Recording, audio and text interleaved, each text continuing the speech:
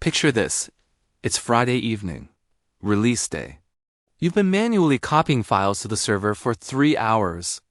Suddenly, everything breaks. Error messages flood your screen. The website is down, customers are complaining, and your weekend plans? Gone. This was the nightmare of manual deployments. Broken code on release day, server downtime, and countless hours of stress. But what if I told you there's a better way? Enter continuous integration, or CI. Here's how it works. When a developer pushes code to Git, tools like Maven or Gradle automatically spring into action. The code is pulled, built, and tested automatically. Unit tests run, integration tests execute, and if everything passes, the build is marked as successful. No more manual checking.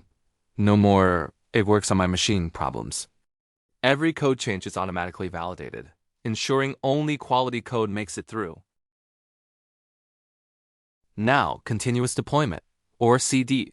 Once your build passes all tests, CD takes over. The approved build is automatically deployed to staging environments for final verification. Then, with the push of a button or automatically, it's deployed to production. Your new features go live instantly. No more late-night deployment sessions, no more manual server configurations. The pipeline handles everything, from code commit to live production, seamlessly and reliably. Let's look at a real-world example. This YAML configuration shows a complete CICD pipeline. It defines stages for build, test, and deploy. Environment-specific properties are handled automatically. The build stage compiles your code. The test stage runs your test suite, and the deploy stage pushes to production. All defined in a simple, readable configuration file that lives right alongside your code.